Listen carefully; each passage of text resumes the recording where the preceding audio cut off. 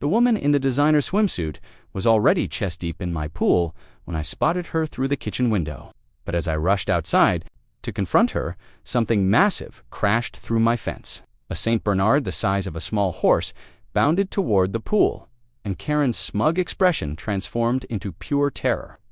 She couldn't swim, the dog couldn't stop, and I had exactly 3 seconds to decide whether to save the woman who'd been trying to destroy my life or let karma handle what I couldn't.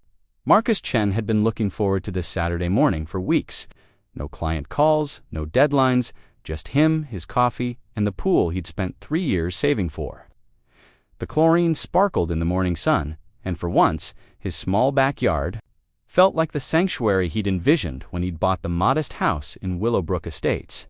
That peace shattered the moment he glanced out his kitchen window. A woman was in his pool, not just near it tin, floating on her back like she owned the place. Her perfectly coiffed blonde hair somehow still pristine, despite being wet.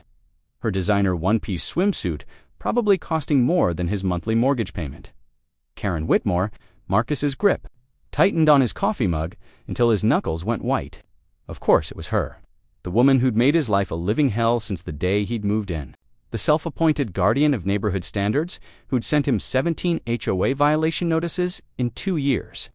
The woman who'd called the city on him for parking his work van in his own driveway overnight. He slammed his mug down and stormed outside, his bare feet slapping against the warm concrete of his patio. "What the hell are you doing in my pool?" Karen didn't even startle. She simply righted herself in the water, her movements as deliberate and controlled as everything else. About her, "Good morning, Marcus. Lovely morning for a swim, isn't it? Get out now." "I don't think so." She began a leisurely backstroke toward the shallow end, her voice carrying that particular tone she reserved for what she considered lesser beings. "You see, I've been reviewing the property surveys, and there's been a terrible mistake." Marcus felt his blood pressure spike. "What are you talking about?"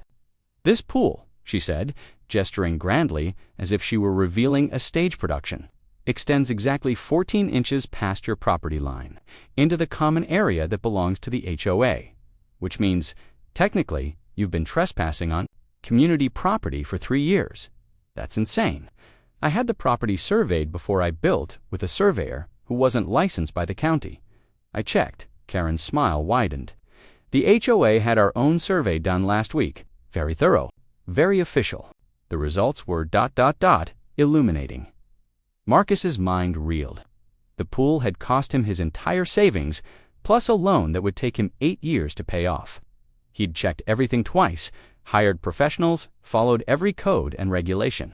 To the letter. "You're lying, am I?" Karen reached into a waterproof bag that had apparently been floating beside her. She withdrew a manila envelope, somehow completely dry despite being in the pool. "HOA violation, notice number 18. Marcus, the fine is $50,000, or you can demolish the pool and restore the common area to its original state. Your choice."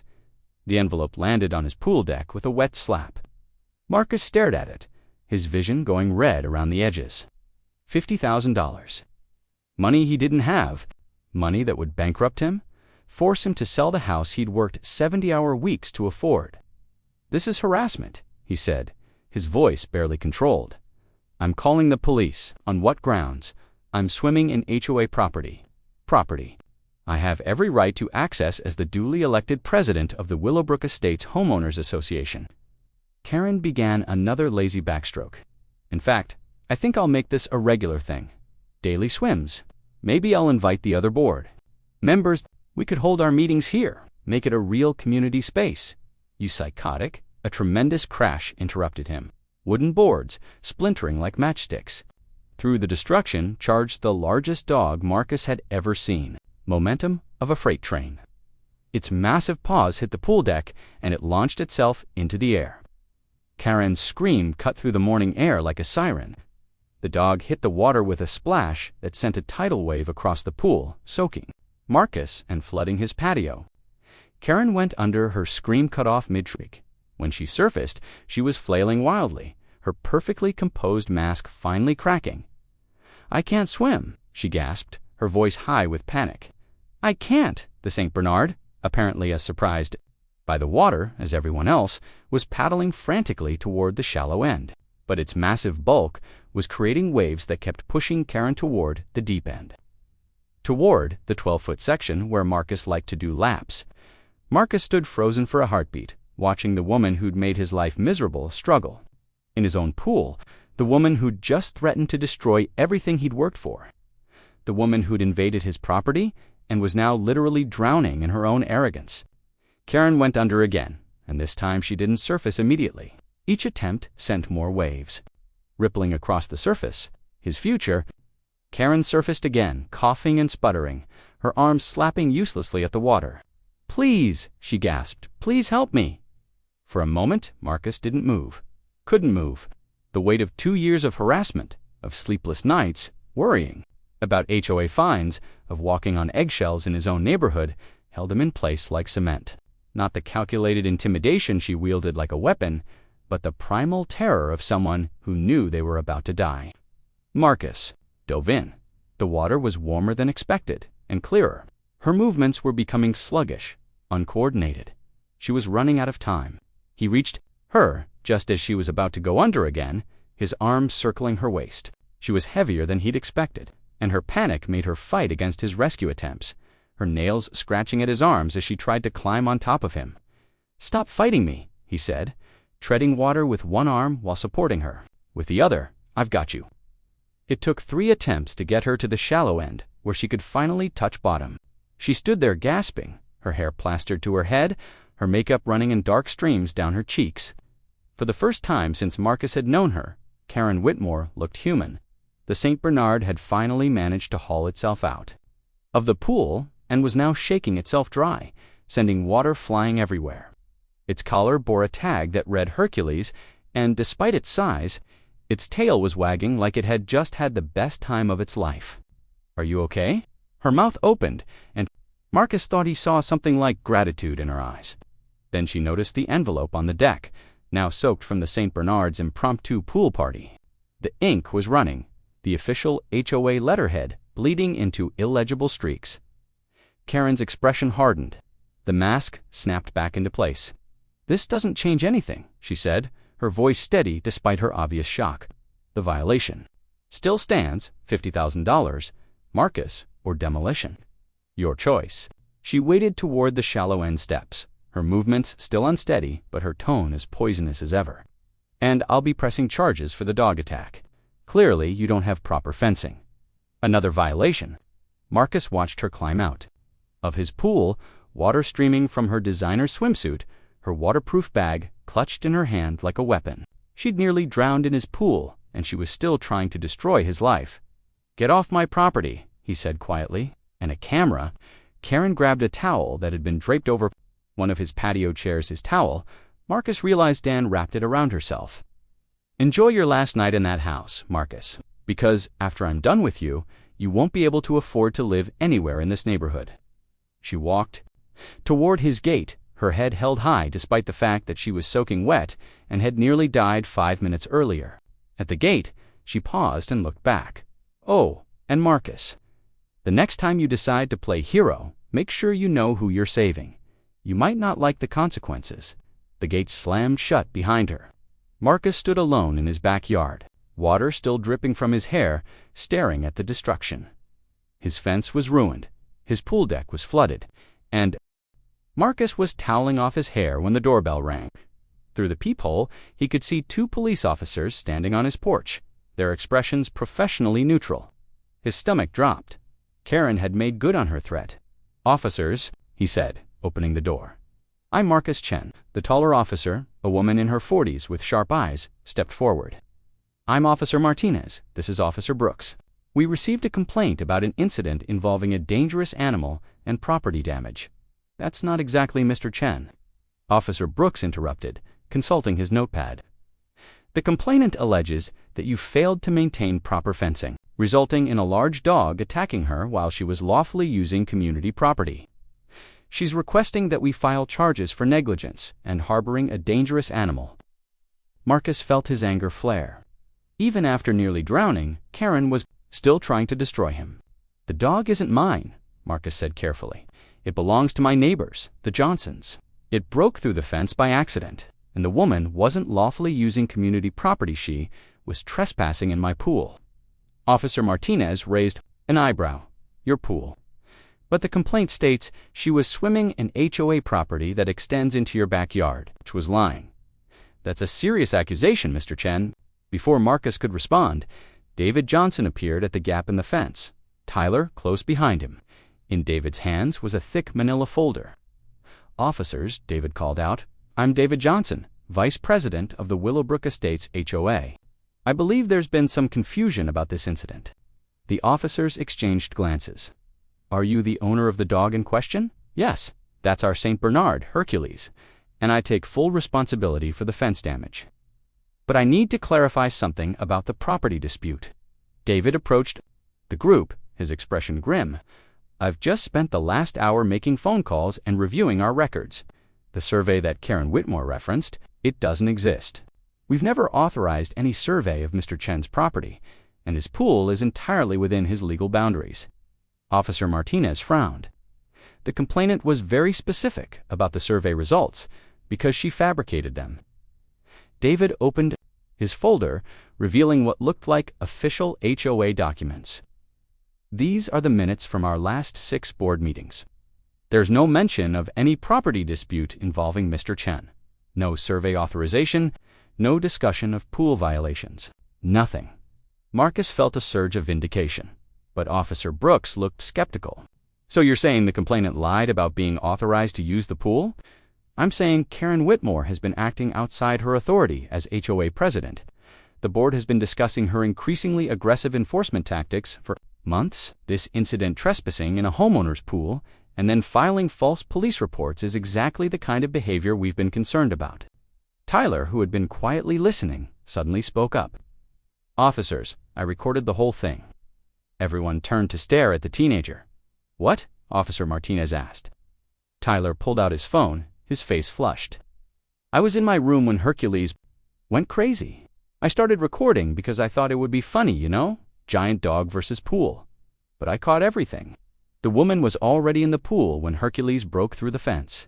And I got the whole conversation afterward. Marcus's heart began to race. You recorded Karen and me talking. Yeah, and it's pretty bad. She basically admits she's trying to force you out of your house. And she said some really nasty stuff after you saved her life. Officer Brooks extended his hand. Can we see the recording? Tyler hesitated, glancing at his father. David nodded. The phone's small screen came alive with shaky footage of Hercules' dramatic entrance. The audio was clear enough to make out voices, and Marcus winced as he heard Karen's imperious tone explaining her fabricated property survey. But it was the aftermath that made the officer's expressions change. Karen's voice, cold and vindictive. This doesn't change anything. The violation still stands. $50,000. Marcus, or demolition. Your choice. And then, even worse, the next time you decide to play hero, make sure you know who you're saving. You might not like the consequences. Officer Martinez looked up from the phone, her expression having shifted from neutral to disgusted. She said this after you pulled her out of the pool. She nearly drowned, Marcus said quietly. I saved her life, and she threatened to destroy mine. Jesus. Officer Brooks muttered. That's some serious ingratitude. David closed his folder with a snap. Officers, I think it's clear that Karen Whitmore has been harassing Mr. Chen. The HOA board will be meeting tomorrow to discuss her removal from office. This has gone too far. Officer Martinez handed the phone back to Tyler. We'll need a copy of that recording for our report. And Mr. Chen, instead of pressing charges against you, I think we'll be having a conversation with Ms. Whitmore about filing false police reports and trespassing. As the officers walked away, Marcus felt like he could breathe for the first time. In hours, but David's expression remained troubled. This isn't over, David said. Karen's not going to take this lying down. She's going to fight back, and it's going to get ugly. What do you mean? I mean, she spent 2 years building a case against you. Real or fabricated. She's got 17 violation notices on file. Even if we remove her from office, she can still make your life hell through the courts. Marcus felt his brief moment of hope deflate. So I'm still screwed. Maybe, or maybe we finally have enough ammunition to fight back. David's smile was grim. You see, Karen's not the only one who's been keeping records. I've been documenting her behavior for months, building a case for the board. And now, thanks to Tyler's video, we have proof of harassment, fraud, and trespassing. What are you thinking? I'm thinking it's time to remind Karen Whitmore that she's not the only one who can play hardball. By evening, Marcus's backyard had become an unlikely gathering place. David Johnson had made good on his promise to rally support, and Marcus found himself hosting an impromptu neighborhood meeting around his pool. There was Jennifer Walsh from 3 houses down, a lawyer who'd been on the receiving end of Karen's pool temperature complaints. Tom and Maria Santos, whose crime had been painting their front door a shade of blue that Karen deemed inappropriate for the neighborhood aesthetic. The Patel family, who'd been fined for their teenager's basketball hoop being 2 inches too close to the street. Even old Mr. Kowalski had shown up, wheeling his oxygen tank behind him. Karen had tried to force him to remove his rose garden because it attracted too many bees. She's out of control, Jennifer said, pacing around the pool deck. I've reviewed the HOA bylaws, and half the violations she's issued aren't even covered in our agreements. She's been making up rules as she goes. Maria Santos nodded vigorously. She tried to fine us for our kids playing in the front yard, said it was disturbing the peaceful ambiance of the neighborhood. She called the city on my rose garden. Mr. Kowalski wheezed, said it was a health hazard. I've been growing roses for 40 years. They're what keep me going since Martha died. As the stories poured out, Marcus realized he wasn't alone. Karen had been systematically terrorizing the entire neighborhood, using her position as HOA president to settle personal grudges and impose her vision of suburban perfection. The question is, David said, what do we do about it? We vote her out, Tom Santos said. Simple as that. It's not that simple, Jennifer replied. She's got allies on the board, the Hendersons, the Clarks. They're all cut from the same cloth. And she's been very careful to keep her harassment just within legal bounds. Until today, David pointed out. Today, she crossed the line. Marcus had been listening to the conversation, but his attention kept drifting to his house. The lights were on in his living room, casting warm rectangles across the patio. 2 years ago, when he'd first moved in, he'd imagined hosting barbecues, pool parties, making friends with his neighbors. Instead, he'd been living in fear, afraid to use his own backyard, afraid to park in his own driveway, afraid to exist in his own home. She's been trying to force me out since day one, he said suddenly. Everyone turned to look at him. I thought it was because I didn't fit her idea of the perfect neighbor. But it's more than that, isn't it? Jennifer nodded grimly. She's been buying up properties in the neighborhood, fixing them up, selling them at huge profits. Your house is in a prime location, Marcus. Corner lot, established landscaping, that beautiful pool. She could probably flip it for twice what you paid. So, this has all been about money. Money and control, David confirmed. She's been using her HOA position to drive down property. Values for homes she wants to buy, then driving up values for homes she wants to sell. It's brilliant. In a completely illegal way, Marcus felt a cold fury settling in his chest. 2 years of sleepless nights, of walking on eggshells, of doubting himself, of nearly losing his home all so Karen Whitmore could make a profit. What do we need to do to stop her? He asked. Document everything, Jennifer said. Every violation. Notice every interaction, every instance of harassment. Build a case so solid that even her allies can't ignore it. And then we destroy her, Mr. Kowalski said quietly. Despite his frail appearance, there was steel in his voice. She tried to take away. Marcus woke to the sound of chainsaws at 6 a.m. He stumbled to his front window, still half asleep, and felt his blood turn to ice. A crew of 6 men in hard hats was systematically destroying the oak tree in his front yard, the 100-year-old oak that had been one of the main reasons he'd bought the house. Its massive trunk was already scarred with deep cuts, and even as he watched, one of the upper branches crashed to the ground. No. He ran outside in his pajamas, nearly tripping over his own feet. Stop, what are you doing? The foreman, a grizzled man with tobacco-stained teeth, barely looked up from his chainsaw. Tree removal got a work order. I didn't order any tree removal. HOA did. Says here, it's a hazard. Roots are threatening the foundation of multiple properties. The man waved a clipboard vaguely in Marcus's direction. "You got a problem. Take it up with them." Marcus grabbed the clipboard, his hands shaking. The work order was signed by Karen Whitmore, authorized as emergency tree removal, immediate safety hazard. The cost $8,000 to be billed directly to his property.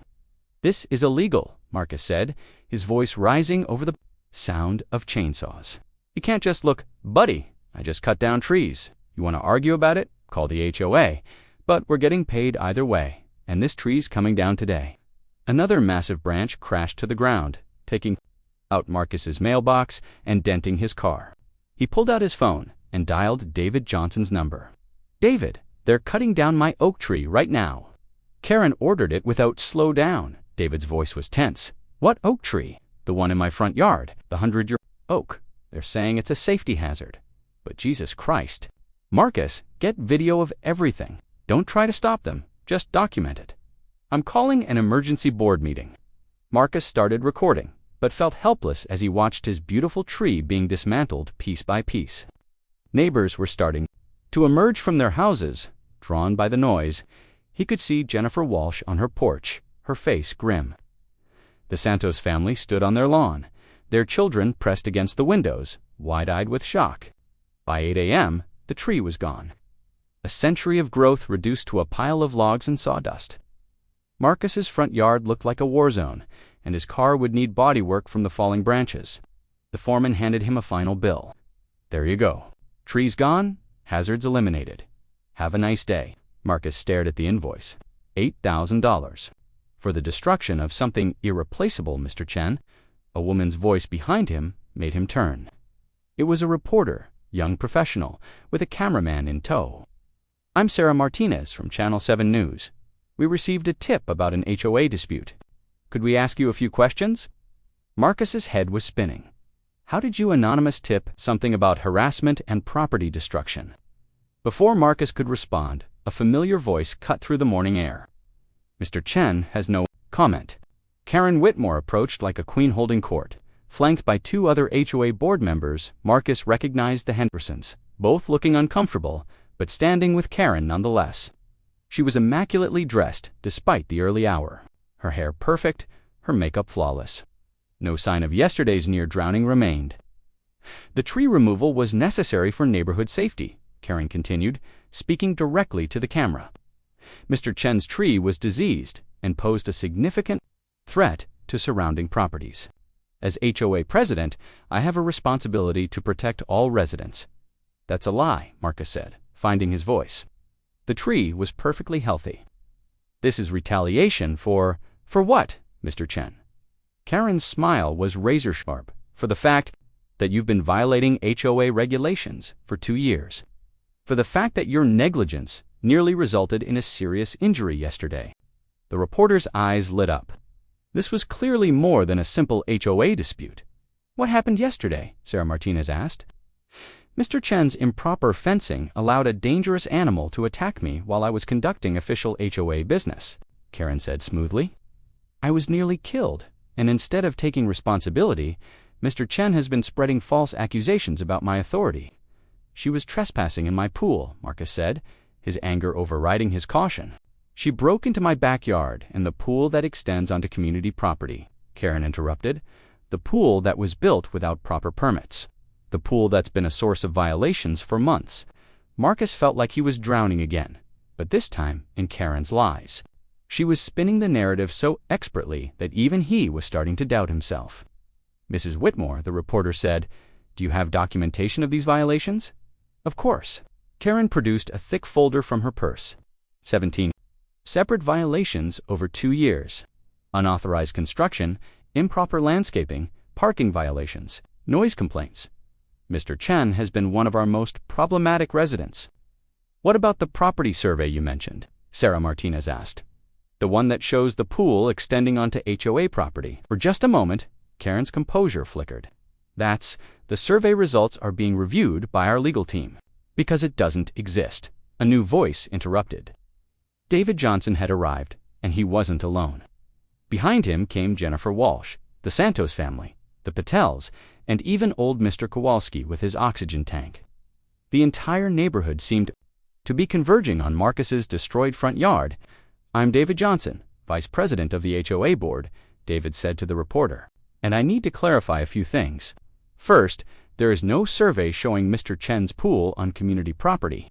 And third, Mrs. Whitmore has been acting outside her authority for months." Karen's eyes flashed with fury.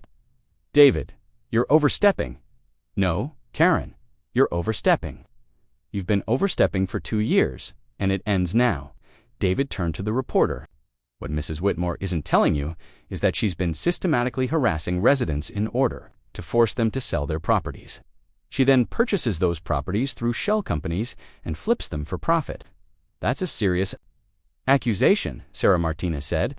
"It's a lie," Karen snapped. "David is clearly biased because I have documentation," David interrupted. He pulled out his own folder.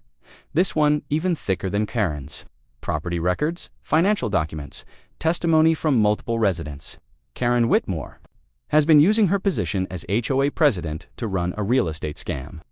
The reporter's cameraman was getting all of this, and Marcus could see Karen's carefully constructed facade beginning to crack. "Furthermore," David continued, "yesterday's incident wasn't an attack on Mrs. Whitmore. It was her trespassing in Mr. Chen's pool, followed by an accident involving a neighbor's dog. Mr. Chen actually saved her life, and she responded by filing false police reports and ordering this illegal tree removal." "The tree removal was legal," Karen said, but her voice was less certain now. "Not without board approval, it wasn't, and not without proper assessment by a certified arborist. That tree was perfectly healthy, and its removal without the homeowner's consent constitutes destruction of private property." Jennifer Walsh stepped forward. "I'm an attorney, and I've been reviewing Mrs. Whitmore's actions for months. She's been issuing violations that have no basis in our HOA bylaws, imposing fines that exceed our authority, and making unilateral decisions that require board approval. She tried to make me remove my rose garden." Mr. Kowalski wheezed into the camera. "My wife's roses. Martha's been gone 3 years, and those roses are all I have left of her." Other neighbors began speaking up, their voices overlapping as they shared their own stories of harassment and intimidation. The reporter was scribbling notes furiously, clearly realizing she'd stumbled onto a much bigger story. Karen looked around at the crowd, her composure finally cracking completely. "You're all just bitter because I hold you to standards, because I try to maintain property values and neighborhood quality. If you can't handle living in a civilized community," civilized Maria Santos interrupted. "You tried to fine us for our children playing in their own yard. You called the city on my basketball hoop," added teenage Ravi Patel, "said it was urban blight. You sent me a violation notice for my car being the wrong color," Jennifer Walsh said. "My silver Honda was apparently too flashy for the neighborhood." Karen's face was red now, her carefully controlled mask slipping away entirely. "You people have no appreciation for what I've done for this neighborhood. Property values have increased 30% since I became president. 30%. And all you can do is complain about trivial inconveniences." "Trivial?" Marcus found his voice again. "You just destroyed a 100-year-old tree and charged me $8,000 for it. You've been trying to force me out of my home for 2 years. How is that trivial?" "Because you don't belong here," Karen exploded. "None of you understand what it takes to maintain a quality neighborhood. You want to turn this place into some suburban wasteland with basketball hoops and rose gardens and children playing in the streets. Well, I won't let that happen." The silence that followed was deafening. Even the reporters seemed stunned by Karen's outburst. Mrs. Henderson, one of Karen's allies, stepped away from her side. "Karen, you're out of line." "I'm out of line." Karen whirled on her. "I'm the only one with vision here. I'm the only one willing to do Watto." The Willowbrook Estates Community Center hadn't seen a crowd like this in 20 years. By 7 p.m., every folding chair was occupied, and residents lined the walls, spilled into the hallway, and pressed against the windows from outside. Marcus estimated at least 200 people had shown up, nearly every homeowner in the neighborhood. The energy in the room was electric, angry, and focused. Marcus sat in the front row, flanked by David Johnson and Jennifer Walsh. Behind him, he could hear the low murmur of conversations, neighbors sharing stories, comparing notes about Karen's harassment campaigns. The Santos children were there with their parents, their basketball hoop confiscated and stored in the community center as evidence. Mr. Kowalski had a wheelchair tonight, too exhausted from yesterday's excitement to manage his oxygen tank. Alone? At the front of the room, a folding table served as the board's headquarters. 5 chairs sat behind it, 1 for each board member. 4 were occupied. Karen's chair remained conspicuously empty. David stood up, consulting his watch. It's 7:15. We'll begin without the community center doors, burst open with enough force to slam against the walls. Karen Whitmore strode in like a conquering general, flanked by 3 men in expensive suits. Her hair was perfect, her makeup flawless, her designer dress probably worth more than most people's monthly mortgage payments. But there was something different about her tonight. Something harder, more desperate. Her smile was too bright, her movements too controlled, like an actress overplaying her role. "Good evening, everyone," she said, her voice carrying clearly across the packed room. "I apologize for my tardiness. I was meeting with my legal team about the defamatory statements that have been circulating." She took her seat at the board table, her lawyers arranging themselves in chairs behind her like a protective wall. The tallest one, a man with silver hair and dead eyes, leaned forward to whisper in her ear. "Before we begin," Karen announced, "I want to make something very clear. Any further false statements made in this room tonight will result in immediate legal action. My attorneys have been documenting the libelous claims made against me, and we are prepared to pursue damages." A chill fell over the room. Several residents shifted uncomfortably in their seats. David Johnson cleared his throat. "This is an emergency board meeting to address concerns about HOA management and potential misconduct. Mrs. Whitmore, you're welcome to respond to any allegations, but threatening legal action against homeowners exercising their right to petition their elected representatives is inappropriate." "Inappropriate?" Karen's laugh was sharp as broken glass. "You want to talk about inappropriate? Let's discuss Mr. Chen's pool parties, where alcohol was served to minors. Let's talk about the Santos family's unleashed dog that bit Mrs. Henderson's granddaughter. Let's discuss the Patels' illegal home business that violates our residential zoning." Marcus felt his heart sink. She had been building files on everyone, gathering ammunition for exactly this moment. "Those are lies," Maria Santos said, standing up in the crowd. "Our dog has never bitten anyone, and we don't even have a dog." "Documentation is available for review," Karen said smoothly. She gestured to one of her lawyers, who produced a thick manila folder. "I have photographs, witness statements, and official complaints. Every violation I've cited has been properly documented and is legally enforceable." Jennifer Walsh stood up. "Mrs. Whitmore, I've reviewed the HOA bylaws extensively. Half of these supposed violations aren't covered by our agreements. You've been making up rules as you go along. Ms. Walsh, as an attorney, you should understand the concept of implied authority. As HOA president, I have the discretionary power to interpret our bylaws in the best interest of the community." "No, you don't," David said firmly. "The bylaws are very clear about the limits of presidential authority. Unilateral fining, property, modification orders, and selective enforcement are all explicitly prohibited." Karen's lawyer, the silver-haired one, leaned forward. "Mr. Johnson, I'm Robert Kessler, representing Mrs. Whitmore. The actions you're describing fall well within the purview of HOA management. If the board wishes to challenge Mrs. Whitmore's authority, we're prepared to litigate this matter extensively." The room fell silent. Marcus could feel the neighborhood's resolve wavering. Karen had come prepared for war, armed with lawyers and legal threats. How could a bunch of suburban homeowners fight against that? Then Mr. Kowalski's oxygen tank hissed, and the old man struggled to his feet. "I'm 84 years old," he said, his voice thin but carrying clearly across the room. "I've lived in this neighborhood for 37 years. I was here when Karen Whitmore was still in diapers." Karen's face flushed red. "Mr. Kowalski, this isn't I'm talking," the old man interrupted, and something in his tone made even Karen's lawyer sit back. 37 years. I've watched this neighborhood grow. I've seen good people come and go. I've buried my wife in the cemetery 6 blocks from here because this was our home, and I wanted her close."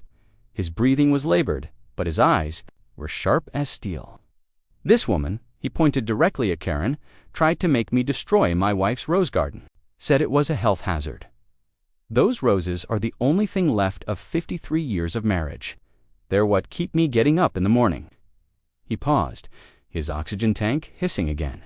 You can threaten lawsuits all you want. You can wave your papers and your lawyers around like weapons, but you can't threaten an old man who's got nothing left to lose. And you sure as hell can't make me afraid of someone who's small enough to be threatened by flowers. The room erupted in applause. Karen's composure cracked slightly, her perfect smile faltering. "Mr. Kowalski," she said, "your garden violates multiple health and safety codes." "Which codes?" Jennifer Walsh demanded. "Specifically, which health and safety codes prohibit rose gardens?" Karen's lawyer leaned over to whisper in her ear, but she waved him off. "The HOA has the authority to maintain neighborhood standards." "Show me the bylaw," Jennifer pressed.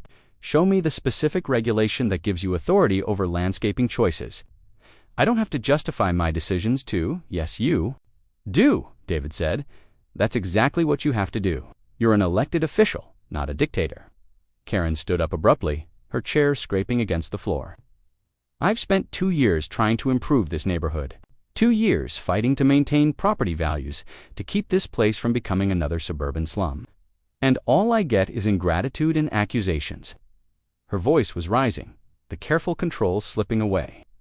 "Do you have any idea what this neighborhood was like before I became president? The Johnsons' yard was an overgrown mess.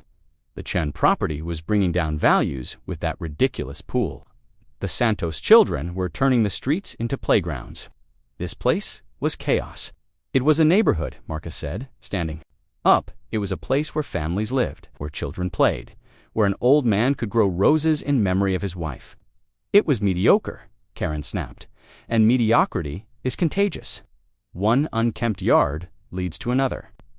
One violation, ignored, leads to a dozen more. I've been trying to save this place from itself." "By destroying it?" Marcus asked. "By making people afraid to live in their own homes.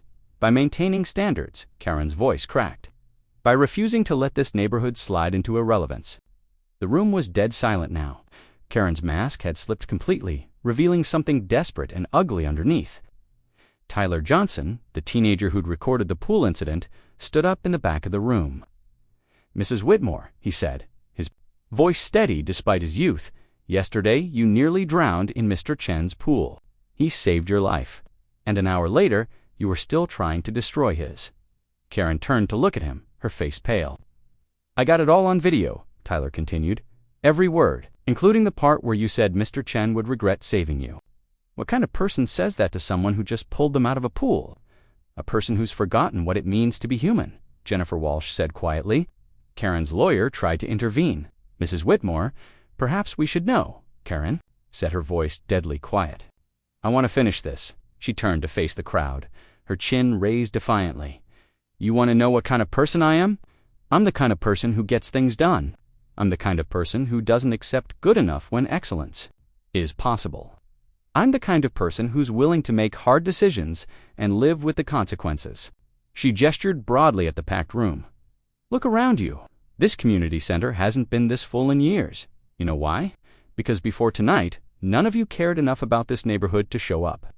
You were content to let things slide, to let standards drop, to let this place become ordinary." Her voice was rising again, taking on an almost evangelical fervor. "I forced you to care. I made you engage. I turned this neighborhood into something worth fighting for. And now you hate me for it. But you're here, aren't you? You're invested. You're passionate about where you live in a way you never were before."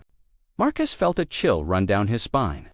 In her twisted way, Karen almost made sense. She had united the neighborhood against her. "So yes," Karen continued, "I've been demanding. I've been strict. I've held you to standards you didn't want to meet, but look at the result.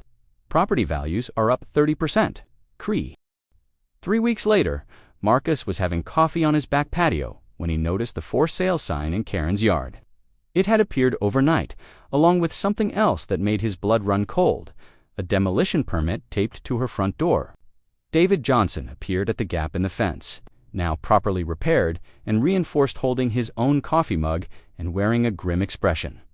"You saw it too?" David asked. "The demolition permit. Yeah. What's she doing? Burning it all down." David's voice was tight with worry. "Jennifer called the city planning office this morning. Karen's applied for permits to demolish her house and subdivide the lot. She wants to build 4 townhouses." Marcus felt his stomach drop. Karen's property was the largest in the neighborhood, a sprawling ranch house on nearly 2 acres.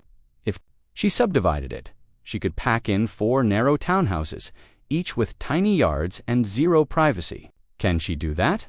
Legally? Yes. The zoning allows multifamily construction with proper permits. It would destroy the character of the entire neighborhood, but it's legal, so this is her revenge. She can't control the neighborhood anymore, so she's going to destroy it.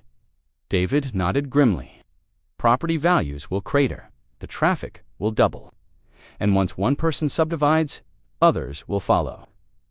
Give it 5 years, and Willowbrook Estates will be a cluster of cheap townhouses. Marcus stared at Karen's house, trying to process the enormity of what she was planning. In removing her from power, they'd cornered her. And a cornered Karen Whitmore, as they were learning, was infinitely more dangerous than one in control. There has to be something we can do. Jennifer's looking into it. But Karen's been planning this for months, probably since before the board meeting. She's dotted every I and crossed every T. A movement in Karen's backyard caught Marcus's attention. She was there, standing in her garden, but she wasn't alone. A man in a hard hat was with her, gesturing at different areas of the property. Behind them, a surveyor was setting up equipment. Even from a distance, Marcus could see Karen smile. "She's already started," he said. David followed his gaze and cursed under his breath. "We need to call an emergency neighborhood meeting." Tonight, by 7 p.m., Marcus's backyard was packed with neighbors. They'd moved the meeting to his house this time partly for convenience, but mostly because the community center felt too much. Like Karen's territory now, the pool area had been transformed into an impromptu amphitheater, with lawn chairs and folding chairs arranged in concentric circles around the deck. Jennifer Walsh stood at the edge of the pool, using it as a makeshift podium. Her laptop was balanced on a pool chair, displaying city planning documents. "I've spent the day researching Karen's application," she began, her voice carrying clearly across the water. "The bad news is that everything she's filed is legally sound. The zoning allows multifamily construction. She's met all the setback requirements, and her environmental impact study is thorough." A groan rose from the crowd. "However," Jennifer continued, "there might be a way to stop this. The City Planning Committee has discretionary authority to deny permits that would negatively impact neighborhood character. But we'd need to prove that the subdivision would cause significant harm to the community." "How do we do that?" asked Tom Santos. "We need to demonstrate that the current neighborhood layout provides community benefits that would be lost with subdivision. Things like shared green space, established tree canopy, wildlife habitat, historical significance," Marcus thought. About his destroyed oak tree, what about the environmental impact? That tree Karen had cut down was over 100 years old. There are probably other mature trees on her property. "That's good," Jennifer said, making notes. "What else?" "The traffic," Maria Santos called out. "Our street wasn't designed for that many houses. The infrastructure can't handle it." "Drainage," added Mr. Patel. "More houses means more runoff. The storm drains are already overtaxed during heavy rains." Jennifer was typing rapidly. "This is all good, but we need more. We need something that makes this subdivision not just inconvenient, but actively harmful to the community." The group fell silent, everyone thinking. Marcus stared at his pool, remembering the chaos of 3 weeks ago. Karen floating there like she owned the place, Hercules crashing through the fence. The moment when he'd had to choose between saving his enemy or letting her drown. "What if we're thinking about this wrong?" he said suddenly. Everyone turned to look at him. "What if we don't try to stop the subdivision? What if we make it impossible for her to profit from it?" Jennifer frowned. "What do you mean?" Marcus stood up, his mind racing. "Karen's not doing this to build affordable housing or improve the neighborhood. She's doing it for money. If we can make the subdivision unprofitable, she abandoned the project. How? By beating her at her own?" Game Marcus looked around at his neighbors, seeing understanding dawn on several faces. Karen spent 2 years documenting every possible violation in this neighborhood. What if we did the same thing to her property? David Johnson's eyes lit up. The HOA bylaws work both ways. Exactly. If Karen wants to subdivide, she needs to bring her property into full compliance with every HOA regulation. And I'm betting that after 2 years of focusing on everyone else's violations, she's neglected her own. Jennifer was already pulling up documents on her laptop. The HOA bylaws require board approval for any major construction or renovation. Has Karen submitted plans to the new board? She resigned her position, David said. Technically, she's just another homeowner now, subject to the same rules as everyone else. A slow smile spread across Jennifer's face. And the bylaws are very specific about construction permits. Any external modifications require advance approval and a 60-day comment period. She filed for demolition without board approval, Marcus realized. That's a violation. It gets better, Jennifer said, scrolling through the documents. Look at this section 15.3 of the bylaws prohibits any construction that would alter the established character of the neighborhood. Subdividing a 2-acre lot into 4 small lots definitely qualifies. Tyler Johnson raised his hand. What about her landscaping? She's always complaining about everyone else's yards, but have you seen her back garden? It's completely overgrown. And she has a storage shed that's definitely too close to the property line, added Mrs. Henderson, Karen's former ally who had finally switched sides. The energy in the group was building, fueled by 2 years of suppressed frustration and the chance for poetic justice. This could work, David said slowly. But we'd have to be absolutely meticulous. Every violation properly documented. Every regulation correctly cited. Karen knows the bylaws better than anyone. We can't give her any loopholes. So we do it right, Marcus said. We form committees. We document everything. We follow every procedure exactly as written. We give Karen Whitmore the full HOA experience. Jennifer grinned. I volunteer to chair the documentation committee. I'll handle property line surveys, offered Mr. Patel, whose engineering background made him perfect for the task. Environmental impact assessment called out Dr. Sarah Kim, a biology professor who lived on Maple Street. As volunteers stepped forward for different committees, Marcus felt something he hadn't experienced since the whole nightmare began. Excitement, not just the grim satisfaction of revenge, but the genuine enthusiasm of people working together toward a common goal. There's one more thing, he said, raising his voice over the planning discussions. We need to be better than Karen was. Number 2, harassment. No intimidation, no personal attacks. We do this by the book, professionally and fairly. Even though she destroyed your tree, Tom Santos asked. Marcus thought about that for a moment. The oak tree was gone, irreplaceable, a casualty of Karen's vindictiveness. But something else had grown in its place, this sense of community, of neighbors who would stand together against injustice. Especially because she destroyed my tree, he said finally. We're not trying to hurt Karen. We're trying to protect our neighborhood. There's a difference. The meeting continued for another hour, with committees forming and responsibilities being divided. By the time the last neighbor left, they had a comprehensive plan to subject Karen's subdivision project to the most thorough HOA review in Willowbrook Estates history. As Marcus cleaned up the lawn chairs, David lingered by the pool. You know, she's going to fight this hard, David said, probably harder than she fought to stay in office. I know, and she still has those lawyers. This could get expensive. Marcus looked at his house, at the pool where it all started, at the fence where Hercules had burst through and changed everything. David, 3 weeks ago, I thought I was going to lose my home. I thought Karen was going to destroy my life, and there was nothing I could do about it. Tonight, I'm sitting in my backyard, surrounded by friends, planning to use her own rules against her. He smiled, feeling genuinely happy for the first time in months. Let her fight. Let her bring her lawyers and her threats and her documentation. Because for the first time since this started, we're not playing defense anymore. David grinned and headed home.